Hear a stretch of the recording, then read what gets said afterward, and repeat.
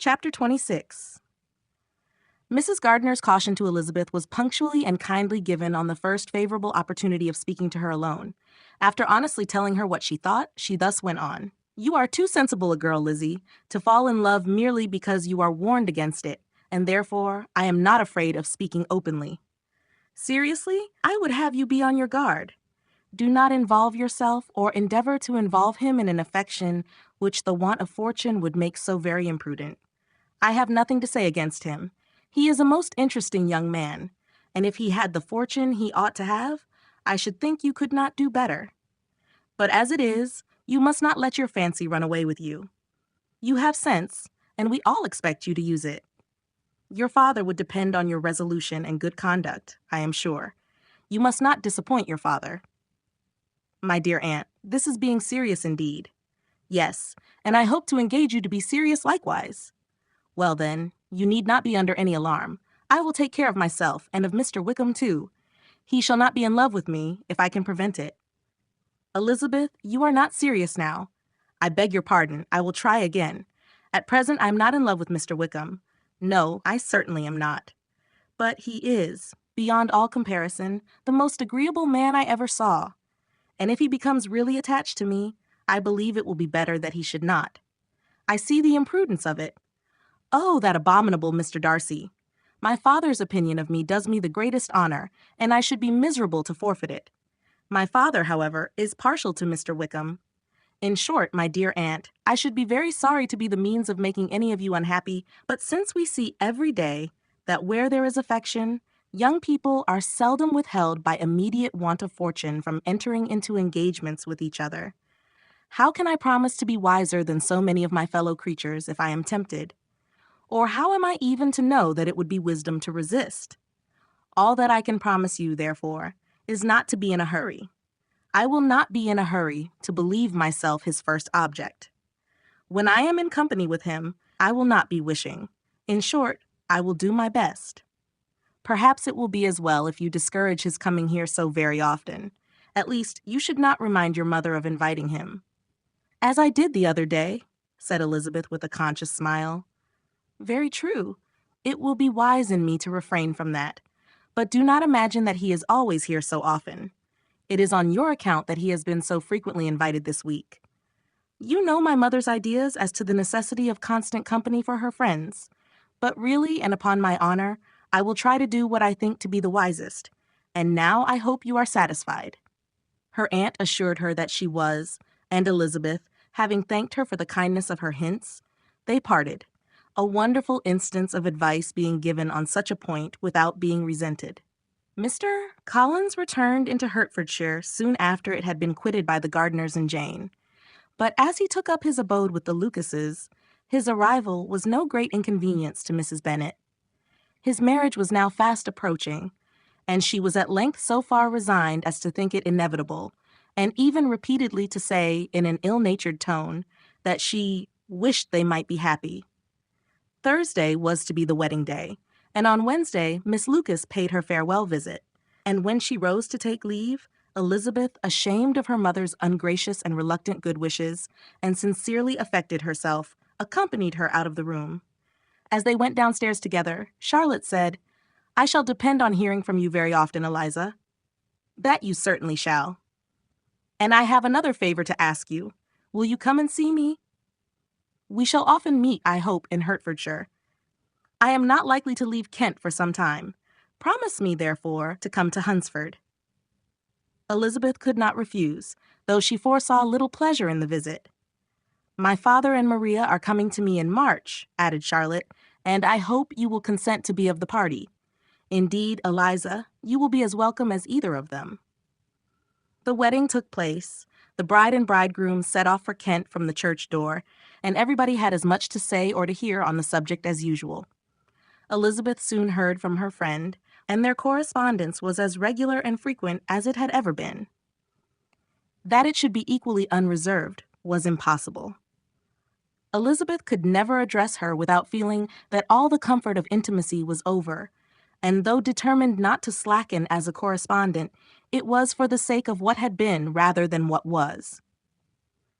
Charlotte's first letters were received with a good deal of eagerness. There could not but be curiosity to know how she would speak of her new home, how she would like Lady Catherine, and how happy she would dare pronounce herself to be. Though, when the letters were read, Elizabeth felt that Charlotte expressed herself on every point exactly as she might have foreseen. She wrote cheerfully, seemed surrounded with comforts, and mentioned nothing which she could not praise. The house, furniture, neighborhood, and roads were all to her taste, and Lady Catherine's behavior was most friendly and obliging. It was Mr. Collins's picture of Hunsford and Rosings rationally softened, and Elizabeth perceived that she must wait for her own visit there to know the rest. Jane had already written a few lines to her sister to announce their safe arrival in London, and when she wrote again, Elizabeth hoped it would be in her power to say something of the Bingleys. Her impatience for this second letter was as well rewarded as impatience generally is. Jane had been a week in town without either seeing or hearing from Caroline. She accounted for it, however, by supposing that her last letter to her friend from Longbourn had by some accident been lost. "My aunt," she continued, "is going tomorrow into that part of the town, and I shall take the opportunity of calling in Grosvenor Street." She wrote again when the visit was paid, and she had seen Miss Bingley. "I did not think Caroline in spirits," were her words, "but she was very glad to see me and reproached me for giving her no notice of my coming to London. I was right, therefore, my last letter had never reached her. I inquired after their brother, of course. He was well, but so much engaged with Mr. Darcy that they scarcely ever saw him. I found that Miss Darcy was expected to dinner. I wish I could see her. My visit was not long, as Caroline and Mrs. Hurst were going out. I dare say I shall see them soon here." Elizabeth shook her head over this letter. It convinced her that accident only could discover to Mr. Rahap Bingley her sister's being in town. 4 weeks passed away, and Jane saw nothing of him.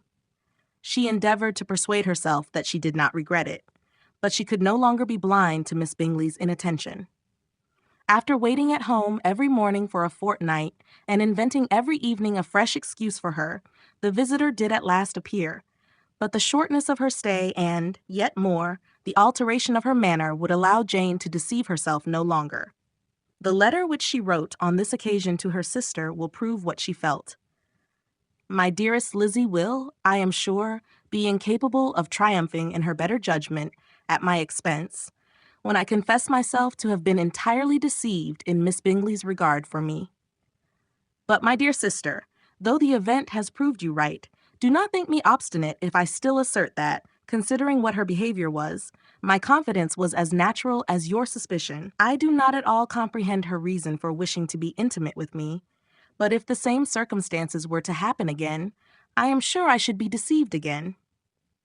Caroline did not return my visit till yesterday, and not a note, not a line, did I receive in the meantime.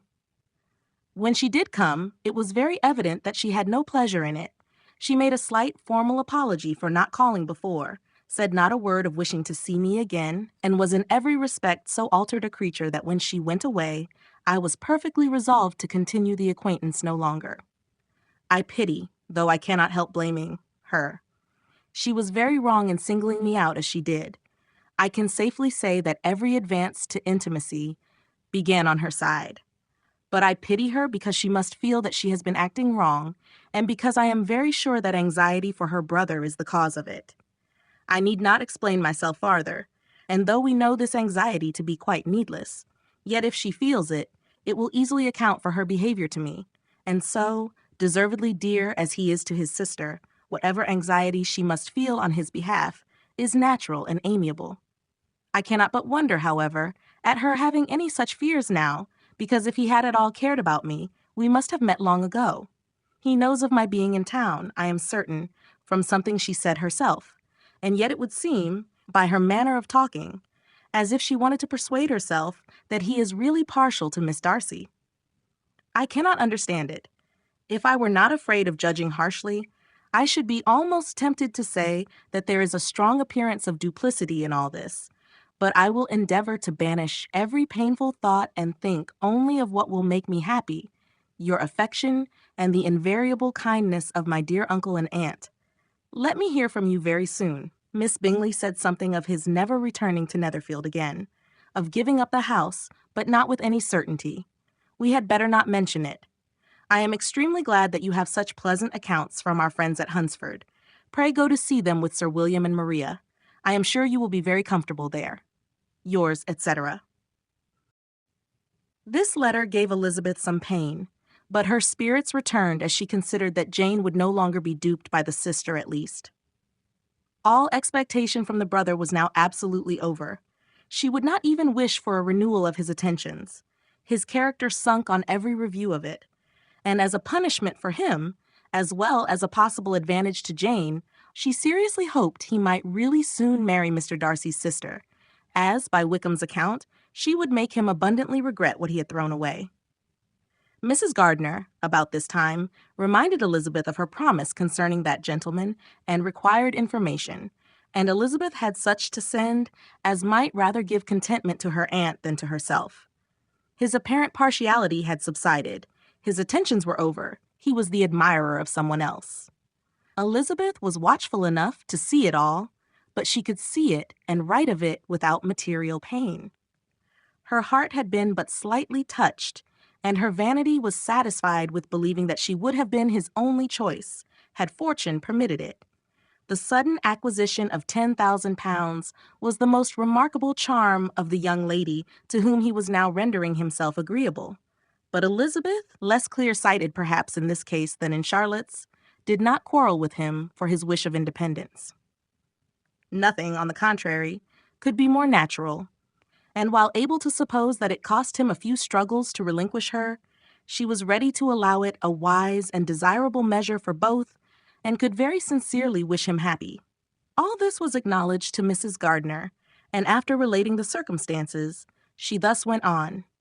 I am now convinced, my dear aunt, that I have never been much in love, for had I really experienced that pure and elevating passion, I should at present detest his very name and wish him all manner of evil. But my feelings are not only cordial towards him, they are even impartial towards Miss King. I cannot find out that I hate her at all, or that I am in the least unwilling to think her a very good sort of girl. There can be no love in all this. My watchfulness has been effectual, and though I certainly should be a more interesting object to all my acquaintances, were I distractedly in love with him, I cannot say that I regret my comparative insignificance. Importance may sometimes be purchased too dearly. Kitty and Lydia take his defection much more to heart than I do. They are young in the ways of the world, and not yet open to the mortifying conviction that handsome young men must have something to live on as well as the plain.